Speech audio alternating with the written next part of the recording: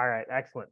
So yeah, as you can see in the chat, my name is Trent Simmons. I am the Global Managing Director of the World Spirit of the Game Foundation, which was formed to help individuals and organizations take personal accountability for maximizing their positive impact on the world. And my background is actually as an entrepreneur. Before I go too much further, is this session being recorded? Simon, I didn't, each segment will be recorded? Yes, it is. Perfect, great. All right, so yeah, we started the foundation because we realized that the world is literally full of people who are looking for a new definition of winning. They are looking for a new way to live their life, and they're looking for a community of like-minded people who also have basically reached that realization that as long as we proceed with a definition of winning based on how much money can you make, rather than how many people can you help, we're going to keep causing societal problems. So we are a nonprofit, but we're a very unconventional nonprofit. And the title of this webinar is Impact is for Everyone, because we realize that, yeah, literally every single member of society has an ability to have a positive impact on their surroundings. They just don't know how yet. Can you see my screen? Okay, excellent. So, as it says there on the first slide, we are a social movement. We are bringing together people from all walks of life, all countries, all religions, all belief systems, really around this core philosophy that our number one thing that should unite us is that genuine desire to help as many other people as we can. We also have three other pillars. One is a nonprofit platform. We're building a network of nonprofits all over the world, both local and national. And we also do some nonprofit work ourselves. But for the most part, we try to operate as a think tank, that we want to find the best ideas around the world for organizations that are having a creative impact. And we define creative impact as the art of doing more good without just spending more money. So that the NGO part, that's our second pillar. The third pillar is an impact coaching and consulting coalition. We're just bringing together coaches and consultants that work with corporations, work with small businesses, work with individuals, work with universities, and help them all help each other to maximize not just their own impact, but the impact of their clients. Because normally when you talk to a coach about impact coaching, they'll say, of course I have an impact. I wouldn't do what I do if I didn't have an impact. And we're like, obviously, we're not talking necessarily about just your impact. Our definition of an impactful coach or consultant is simply this: do your clients have a greater positive impact on society after you work with them or not? For us, that is the most important factor. So our fourth pillar is the impactful networks. We started with the Impactful Women's Network last November. We're in the midst of rolling out the Impactful Business Network, and that will have 4 different components. There will be an impactful small business network, an impactful corporate network, an impactful coaches and consultants network, and an impactful investors network. Because we've realized those are all 4 very distinct subsets of the business community that all have their own unique challenges and abilities. And we want each of those groups to be able to work within themselves to find the best solutions, but also cross-pollinate each other. So there'll be a lot of events and retreats that bring together individuals from those different segments of the business world. Jumping into this webinar, which is mostly for the small business audience, I understand that a lot of the audience here are young entrepreneurs. I started my first business when I was 8 years old and have basically been self-employed almost my entire life. I got into the nonprofit world about 9 years ago and beat my head up against the wall with some of the insanities of the nonprofit world and how it didn't function at all like the entrepreneurship world. And then said, okay, well, You can't change a system. You have to just adapt to that system, and have since then have been building hybrid models.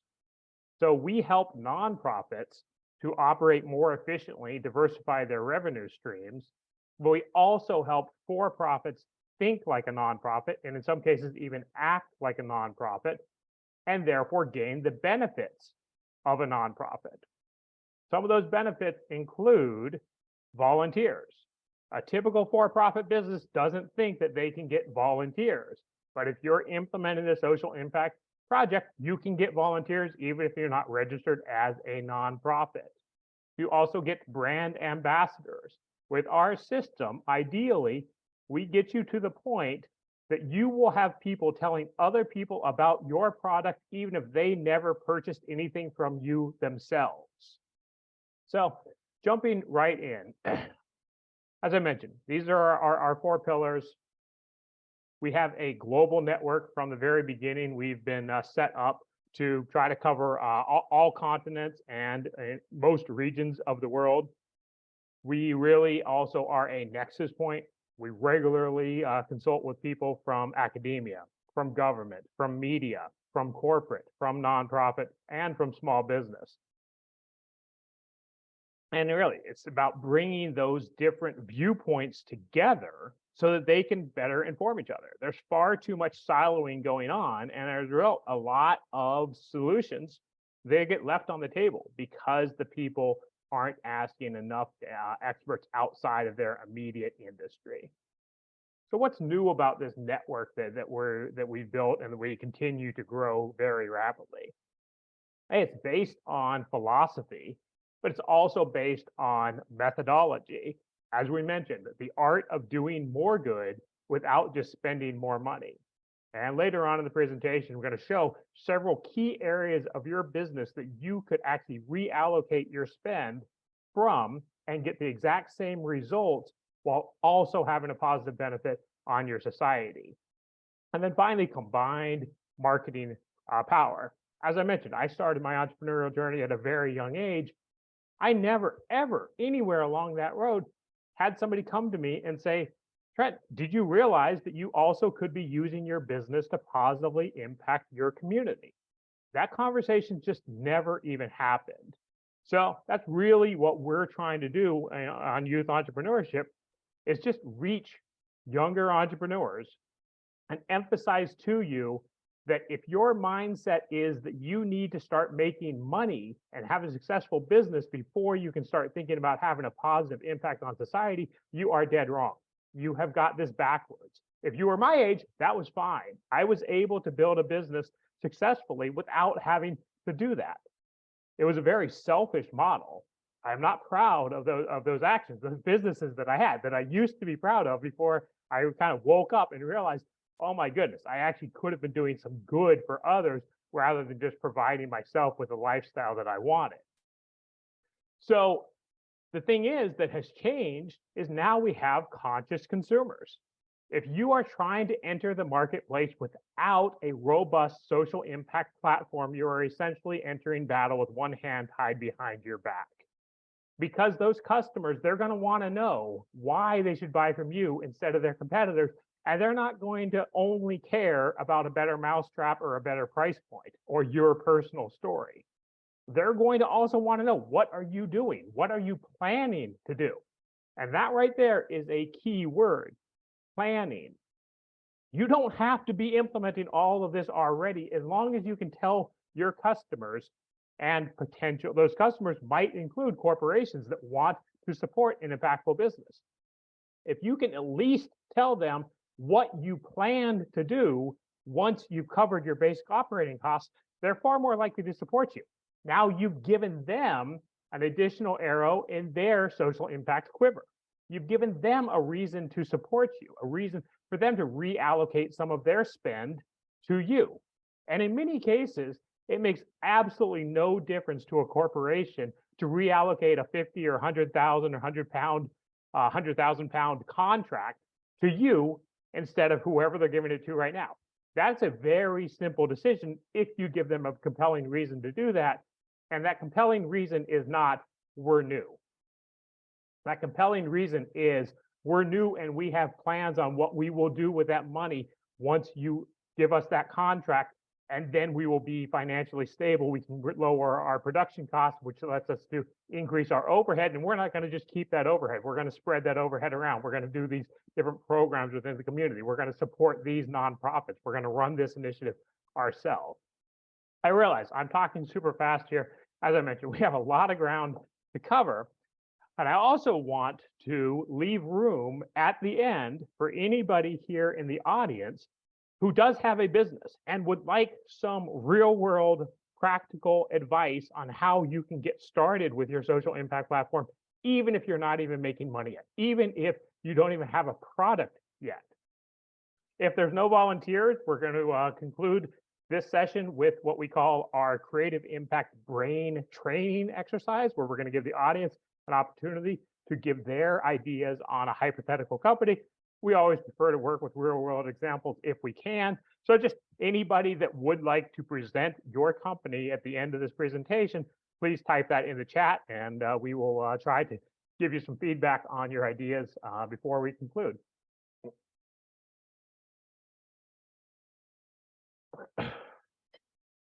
Okay, so we've mentioned this a few times before.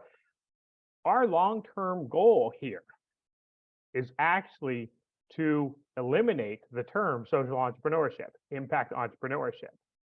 Because in our ideal vision of the future, there should be no space for anybody to start a business which only benefits themselves. There will be no reason for customers to buy from you.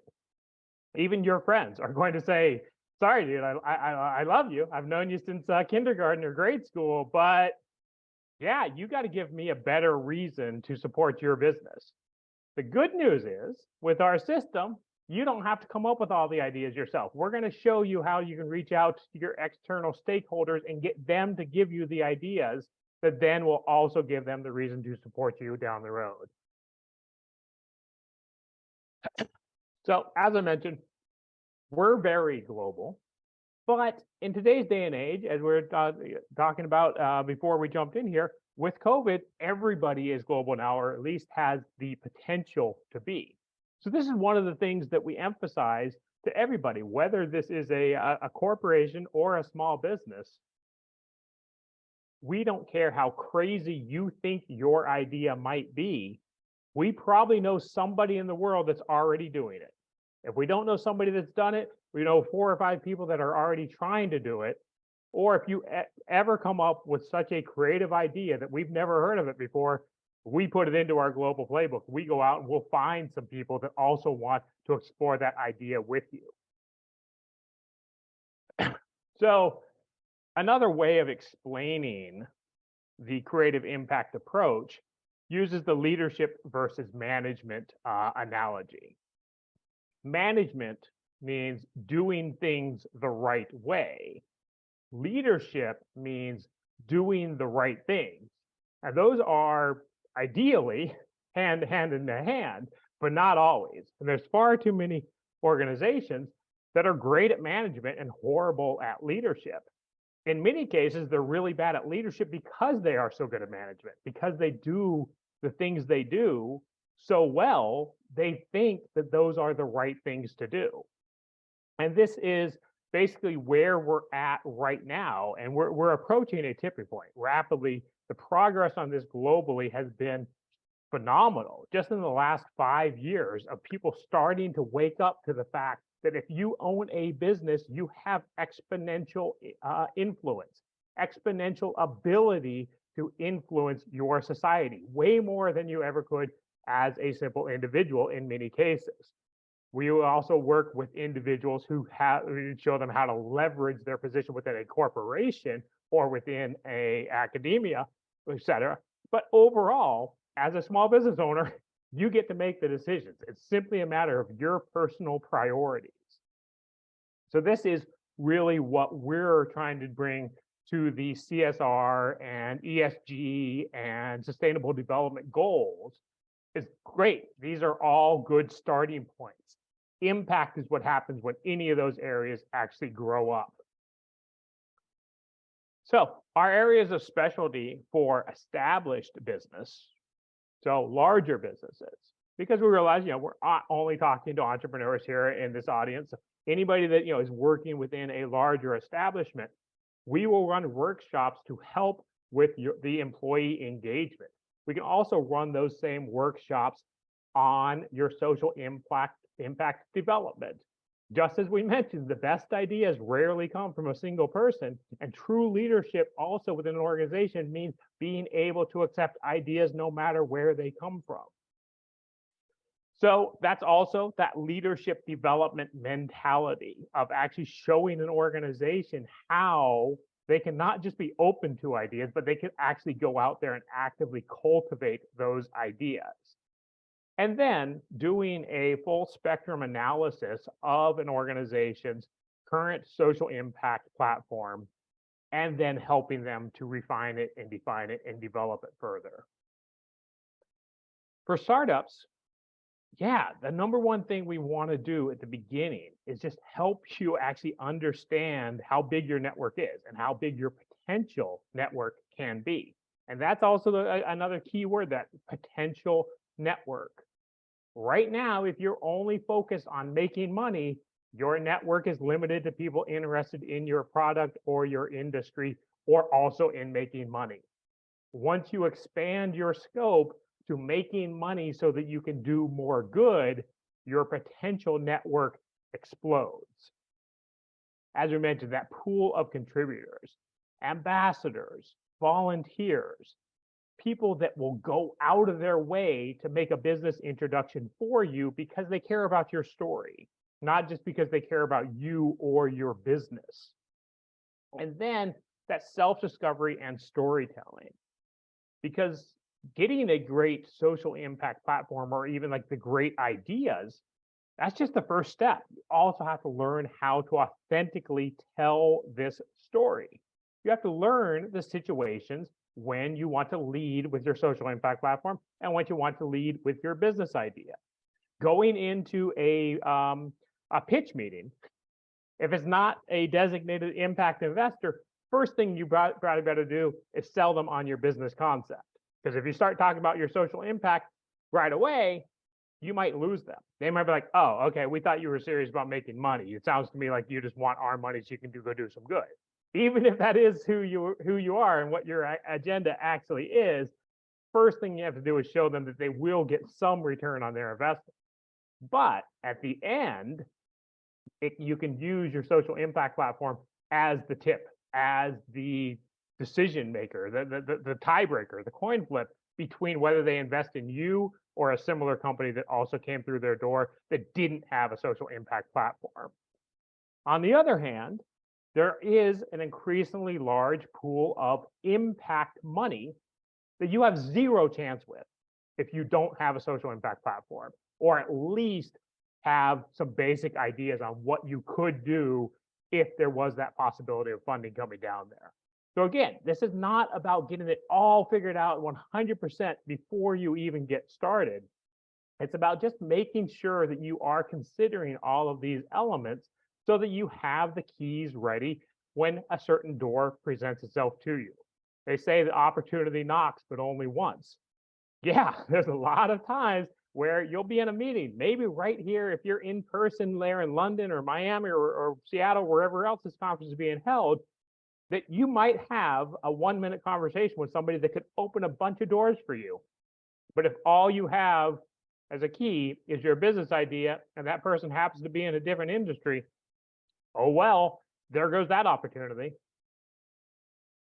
So I'm going to run through just a couple of quick examples, and I'm going to do this very fast because, again, we prefer to work with real life examples from the audience if we can. I can't see the chat here while I'm presenting. Has anybody put anything in the chat that they would like to present yet?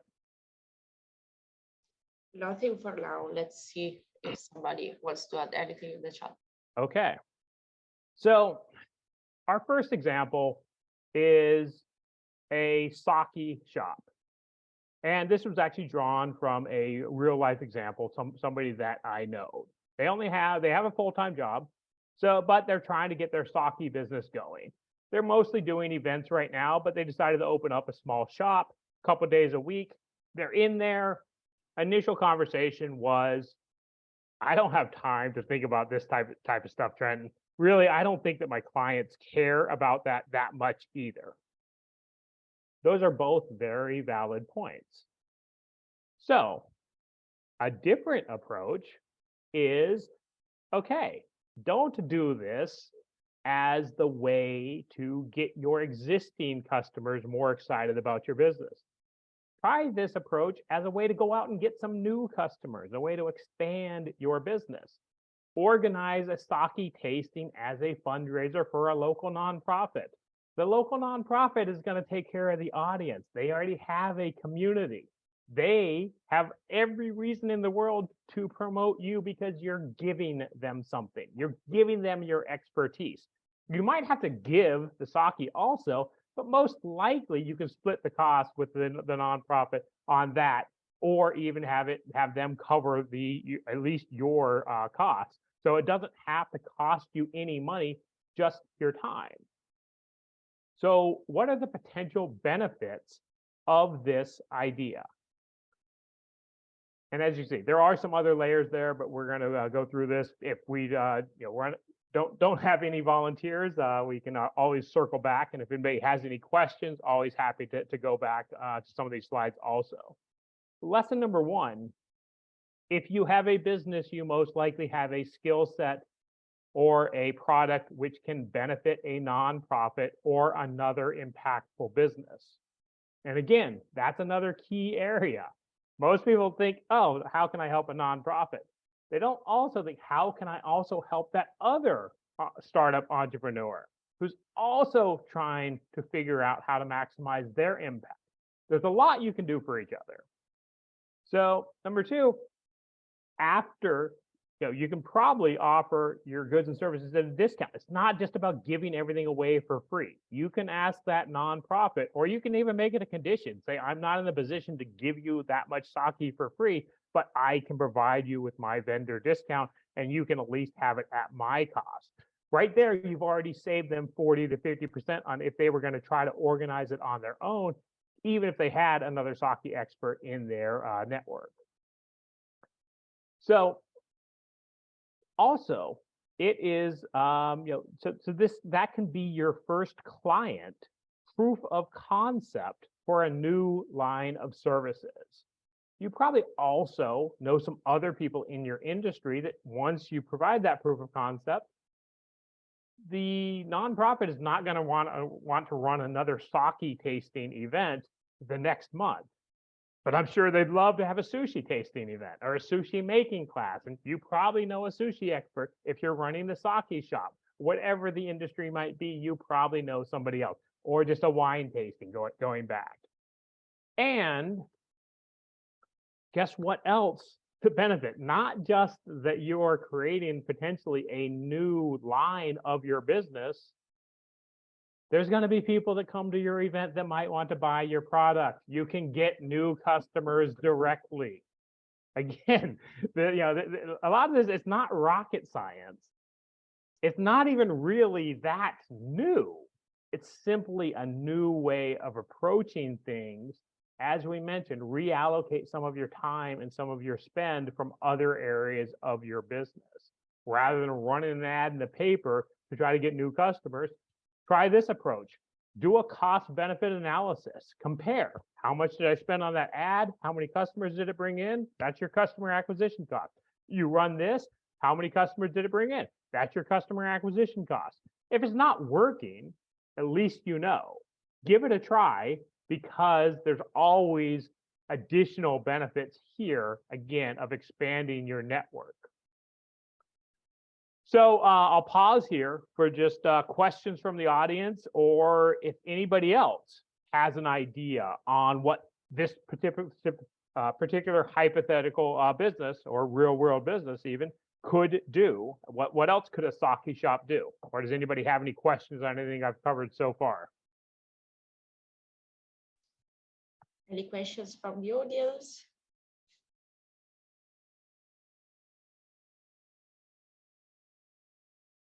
If you feel shy, you can. All great so far. Thank you, Trent. Really enjoying it. But yeah, carry on.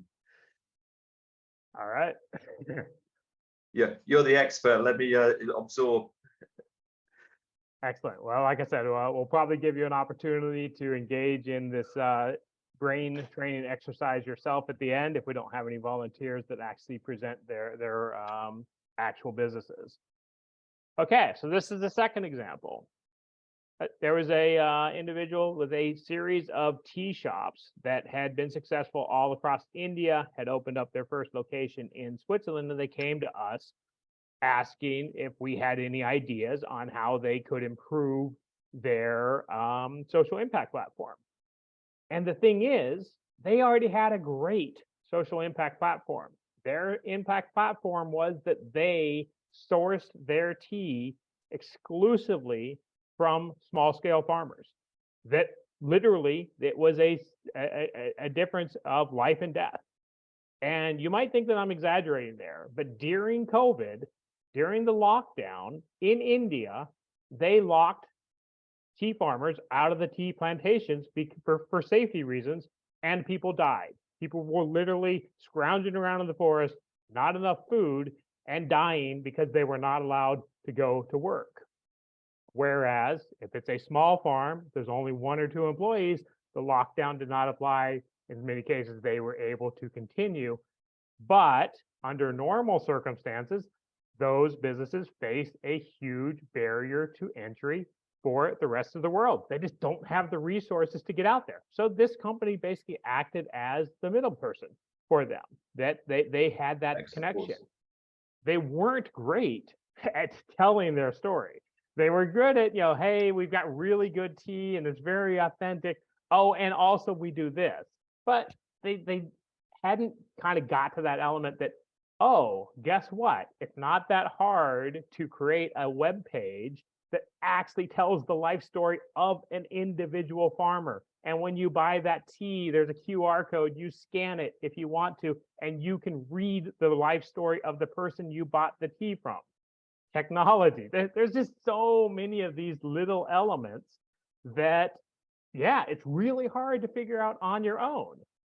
It's not that hard to get started. It's really hard to get really good at it. So that was our first. Oh, yeah, we can help you tell your story better. We can help you build that sense of community. But our big idea that we gave to them, because they wanted to franchise, is we just said, hey, again, this is not rocket science. This is very straightforward. But once you start to see the layer after layer after layer, you see the potential here. All we did is we suggested to them, instead of the $25,000 franchise fee that you plan to charge for those people in Stockholm that you already are talking to, in Australia that want to open up a tea shop, just make that $100,000 franchise fee with $75,000 of it payable in social impact. And all that means is that along with the business plan the potential franchisee has to present, they also have to present their social impact plan. And it doesn't mean they have to figure it out on their own. You're allowed to help them. Most importantly, you now have the potential to build a community of your franchisees. You basically make each franchise owner a member of the advisory board that determines if they think each new member of the community's social impact platform is good enough to join their community. Are they enhancing the overall brand of this product? Again, there's nothing like, wow, there. It's just an idea that never would have came to them, because guess what? They are not social impact specialists. You yourself are not social impact specialists. If you would like to be, we are actually developing a training program for social impact coaches. And this also applies to students. A typical student probably thinks at this moment in time that they are not qualified to go out and be a coach for businesses. And you're right. That doesn't mean you can't quickly pick up these skills, because so much of creative impact is actually based on mental flexibility. Simply making connections, exploring, and brainstorming, going back and forth and finding out, is that idea actually crazy, or is that an idea that simply needs to be refined into a polished gem? So we have a university ambassador program that is about starting Spirit of the Game clubs at your university. This can be on impact entrepreneurship, but also we have women's empowerment arms and a wide variety of other programs. But we're also going to start training students with an impact certification that actually gives you the expertise to go and work with small businesses in your community, supplement your income. There's no reason for you to wait until you're done school to start making money. This can be a side business for you. And along the way, it's going to help you while you're starting your own business. The more people you can talk to about their business and their different things, the more likely it is to plant the seeds in your head for what you can do with your business. And in many cases, you might actually end up with a major pivot and going in a brand new direction that you never even would have thought of. That if it isn't more lucrative, it will be far more impactful, and usually and ideally can be both.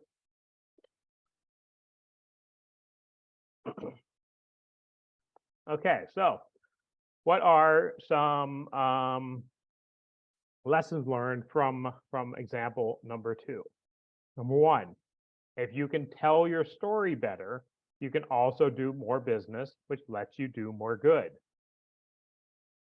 If you have a good business plan, you have the ability to also influence and empower others.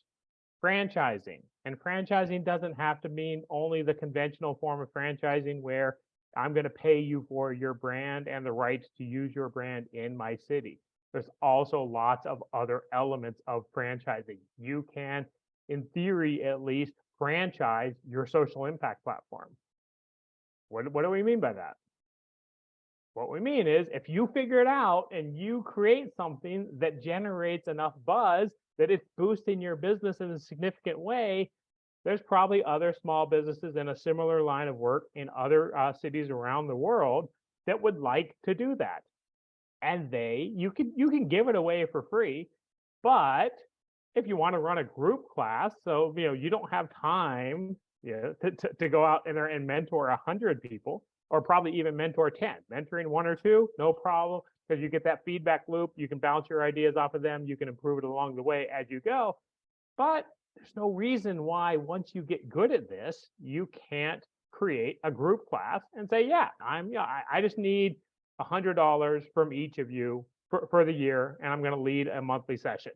A nice $1,000 that goes into your pocket simply for sharing the work that you've already done. And again, getting the positive feedback from them, because if you're leading a monthly call, you could start it out with a brain training exercise like looks like we're going to do at the end of this. Of, hey, here's my latest idea, everybody. What do you think? Let's bounce it off of that. So there's a lot of potentials here, a lot of doors that open. So lesson number 3, you're part of an ecosystem. Whether you realize it or not, everybody is part of an ecosystem.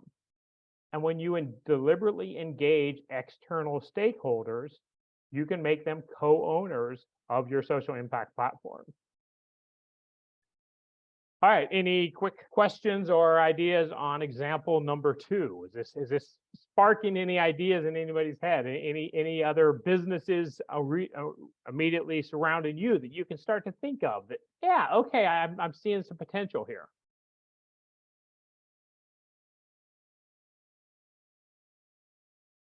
Any ideas on that?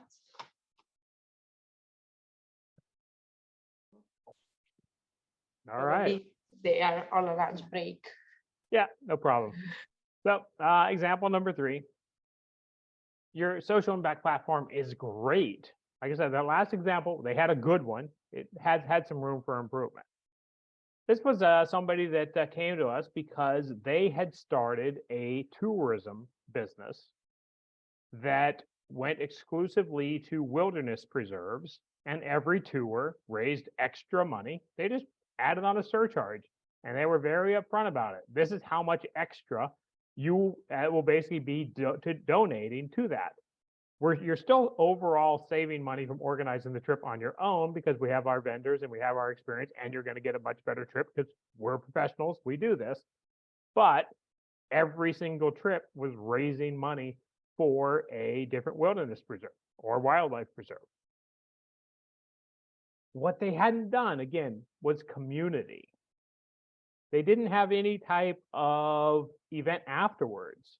They never had an annual holiday party, for example, where people that had gone on different trips could come together and compare notes. So as a result, they didn't have a lot of repeat business and they didn't have a lot of referral business.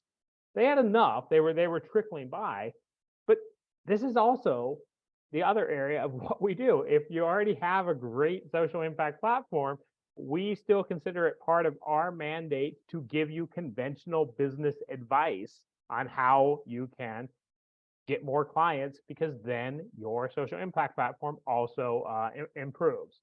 So again, most of this, it's not rocket science. It's not even in many ways super complex in the early stages. Later stages, definitely, there's lots and lots of layers of complexity. This is like a board game that I played as a kid, a minute to learn, a lifetime to master. But that lifetime starts whenever you take the first step, whenever you say, I need to get serious about this. I need to engage my brain, because there's an unfortunate reality. And that is that for a very long time, some of the brightest minds on our planet have been solely engaged in the business of making money. Many of the other brightest minds have been fully engaged in the nonprofit world, but without knowing how to actually make money. They had to beg for money. They had to do, in many cases, too much storytelling and too little actual facts. So this is what Creative Impact is about, bringing these two worlds together.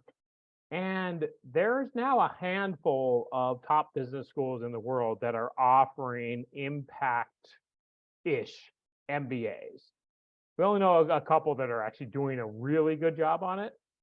But for the most part, most business schools, most MBA programs are still focused on helping you make money. And if you're a value-oriented individual, that's still very helpful to have, knowing how you can make more money so that you can go out and do more good. But it doesn't have to be A and then B. It can be A and B together in such a way that you can go faster, especially as this community and the support community continues to grow. Okay, so I'm just going to skip through these slides because, we are going to be hosting some social impact platform pitch parties in the future, where you have an ability to come on and pitch your business with some experts and get to that feedback. But first, we wanted to just plant these seeds of who are your stakeholders. So if you ask a typical small business owner who their stakeholders are, the ones on the left are usually what they're going to come up with. So your employees, the management, the owners, the board of directors, the advisory board, your partner organizations, and your closest suppliers or customers. Now, again, if you're not serious, if you haven't made social impact one of the priorities of your business, you can't even engage these stakeholders. Once you start, and all you have to do is start, literally with these people, they are internal, they are close enough to you that literally all you have to do is start and say, and make a decision. I want to make this more of a priority. And as soon as you've made that decision, you can go to them and you can start to engage with them.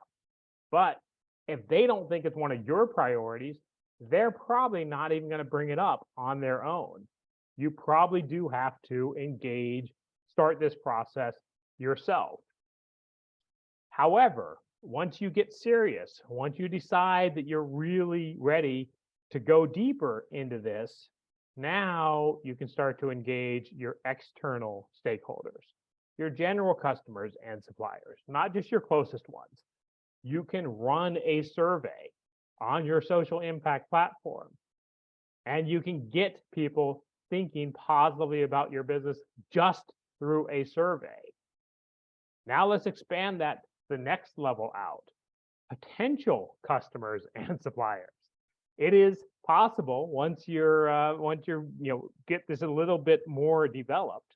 Again, going there with just an idea, that's a bit risky. Having at least basic concept and basically a second business plan for social impact, you can reach new customers. You can potentially go out and get different suppliers who are going to give you better terms. You can now go out and start getting media contacts because you've got a better story, government contacts, academia. And I'm going to wrap up here so that we have time for the brain training exercise, because I think we only have 15 minutes till the next segment, correct? Okay. Yeah, good. So just imagine this. Imagine you get to the point that you have enough media contacts and the beginning of a social impact platform that you can organize a brainstorming session with your media contacts about what your business could do to have a positive impact on society. And imagine that one of those media contacts gives you an idea that you're able to turn into reality. What do you think that media contact is going to do with that story? You think they're going to write like a normal article? Or you think they're going to go out of their way because it's their idea that you turned into reality? You have made their dream literally come true. You've given them the ability to generate an idea, and then you did the work of making it reality, and that is going to give you money, publicity that money literally cannot buy. Okay, so I mentioned these other areas of spend. You can reallocate money from your sales and marketing budget to a social impact project and get the exact same benefit. Team building, research and development, different HR functions. You can get just as much benefit from organizing a team, social impact project as just going to the forest and climbing around on ropes. The philanthropy, the money that you're giving right now, in some cases, you can be even more effective yourself, because once you're doing it directly, you have that ability to go out there and get your ecosystem, again, those external stakeholders, more involved with that idea, rather than if you're just giving that money to somebody else. The leadership development and employee retention. This cannot be overstated in today's marketplace. The top talent in the world is starting to care about the values of their employer. And if you want to attract that top talent, you better be ready. You better have something to offer them, give them a compelling reason to come work for you, and equally important, to stay working with you. Because if you've got a top employee and somebody else comes along and offers them a 10 or 20% raise or a promotion to come work for them, yeah, that's a pretty tough decision for them to consider. If they've already invested because you empowered them with the ability to come up with an idea for a social impact project and they're implementing it under your banner, you've made it much harder for them to leave. You've made it much easier for them to come to you and say, hey, they're offering me a 20% raise. Can you give me 5%? Because that at least gets my wife or my husband off my back. They're not going to ridicule me for not taking that big of a raise. I want to stay here. I have external stakeholders as an individual too. I need to satisfy them. So again, this is very easy to get started, but as you can see, there's a lot of different layers of complexity here, which is why we are starting the Small Business Network as a 5-part online community, online class or events, courses and classes, local chapters, and retreats. So we're hopefully going to be working with founders and mentors on some of these elements, because they're already doing a lot of this work to support startup entrepreneurs anyway. Simon and I chat pretty regularly, so we're hoping that after this conference, we can start to accelerate that partnership element. But regardless, get started. Just make this one of your priorities, and you will not have to wait until you're 38 years old, the way I did, before I started having any positive impact on society, simply because nobody planted that seed in my head when I was starting my second or third or fourth or fifth or 15th business. Okay. I had to literally start 14 businesses before I found one that was having a positive impact on society. And I didn't even realize it at the time, because 12 of the first 14 businesses I started made money. And then I got bored. Or more frequently, I realized this isn't what I want to do with the rest of my life. But it wasn't until that 14th one that I realized why I kept getting bored, why this wasn't something that I was truly passionate about once I got past that initial fun part of solving the money part. So that's how long it took me, 38 years and on this planet and 14 tries before I finally said, oh, okay, now I see what has been missing. Purpose is the thing that has been missing in my business endeavors. Okay. So anybody have any quick questions or comments on anything we've gone over, or does anybody want to present their business or even a business idea?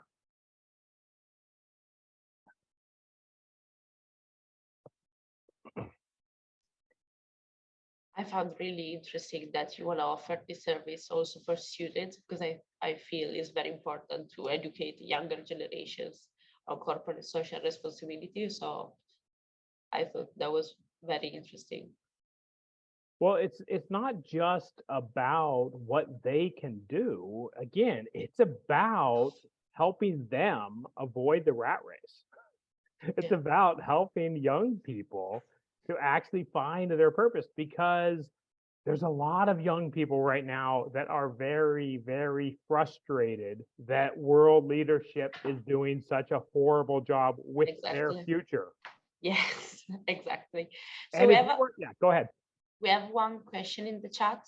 Great. Agnes wants to present Okay. a piece.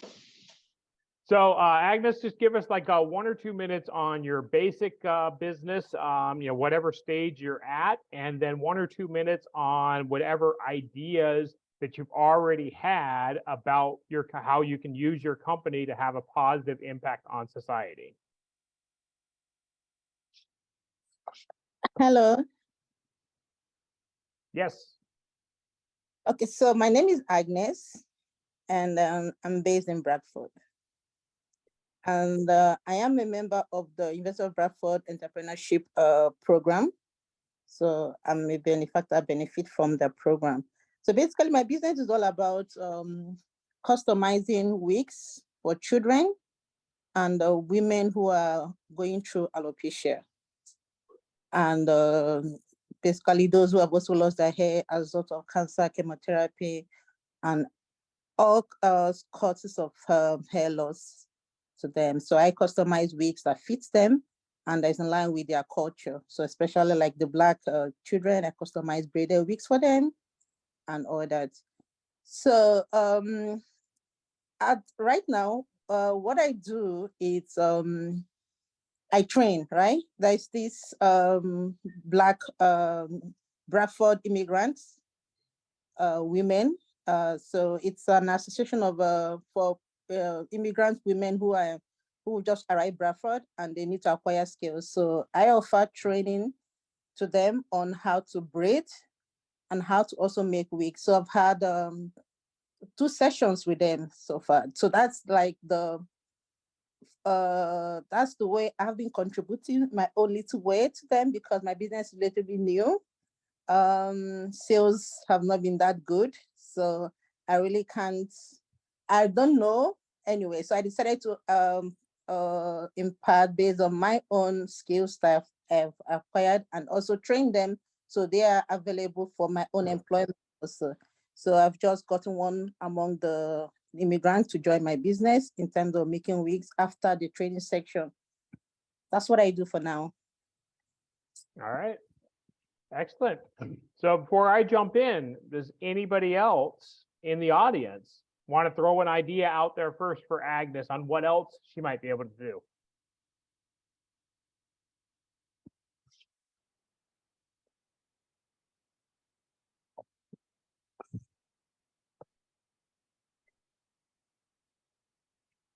Yeah, Agnes, as Justin James here. I just wanted do you reach out to kind of example, you know, there are hospitals and hospital trusts where you can, you know, marry up, because obviously people will be going in for the likes of chemotherapy, and you know, I know, you know, personally that impact can be, especially for women, can be very, very, you know, terrible, and certainly for alopecia, for many people, is a, you know, it's very stressful. It's a life-changing thing, but a way to kind of increase your, you know, your funnel of work, and also at the same time, I think it elevates you as a business, because you're, you know, you're helping people, so there is that positive impact that goes with that.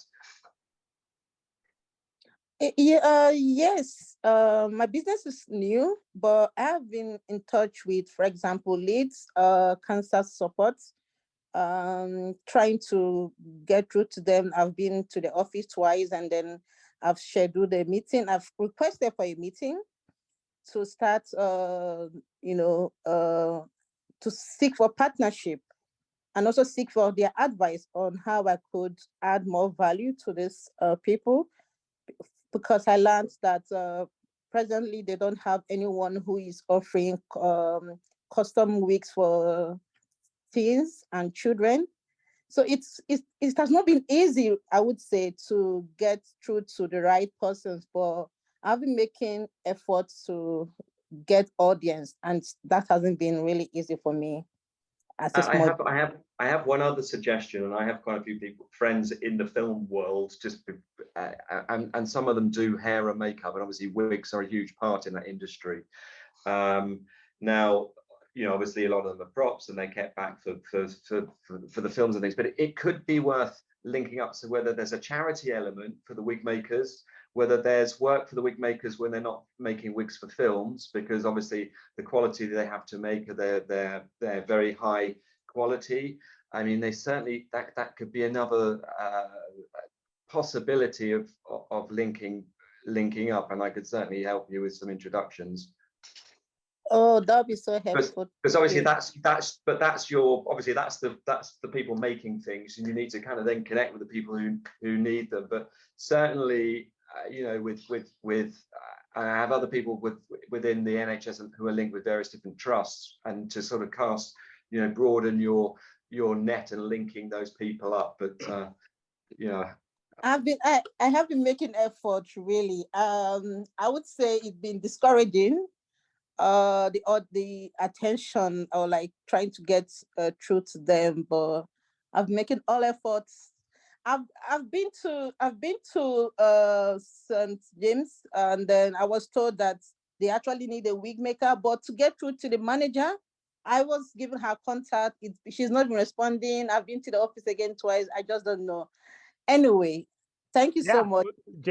Justin, yeah, great ideas, Justin. Definitely, I feel like you've got the vibe here. And I'll just finish with one final thought on this that a lot of people don't think about when they have a product that is designed to benefit people with less means. They don't think about going up.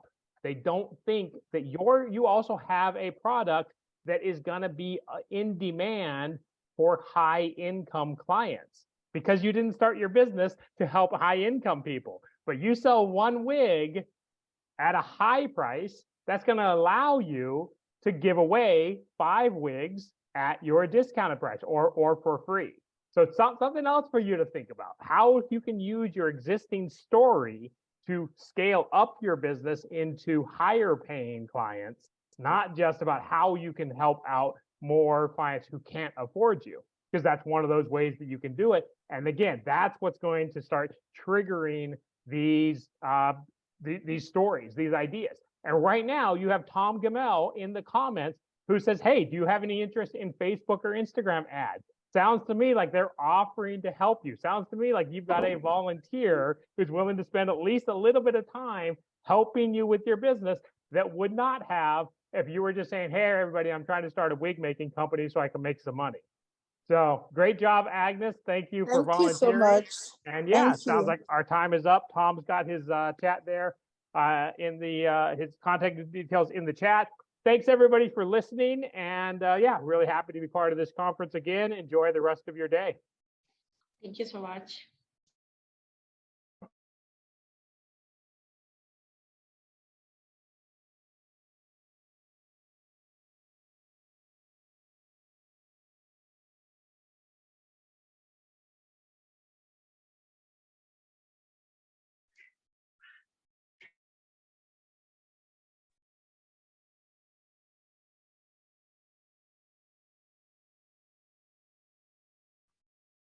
Excuse me, I'm just wondering, is the second section starting at 2 o'clock?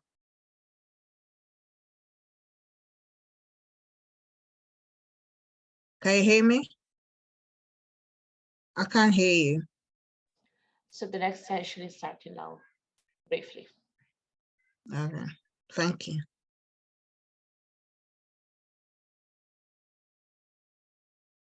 Yes, if you have any questions, please just type them in the chat and the speakers is gonna answer them after the session.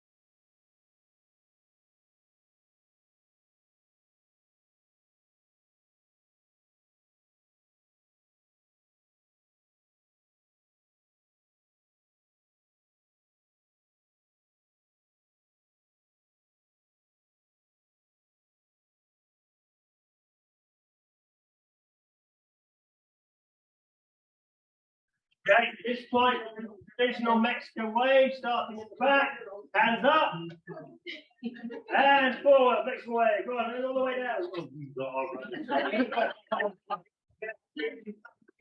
You get them going, Jay. Hey, follow me. There's go. Here we go. That is rubbish. Right. Okay. You're lucky because we weren't going to have an aerobics instructor for the afternoon. Ready? Start the front, hands up. Everybody stand up. Right. You would have seen it like that. You come down. Right. When I get to you, hands up. Right. Ready? So here we go. Right. Ready? Go.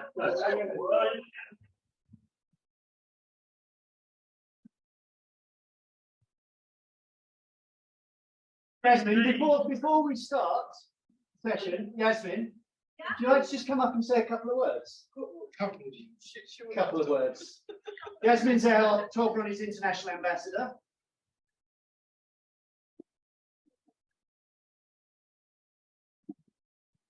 So, Mike, okay,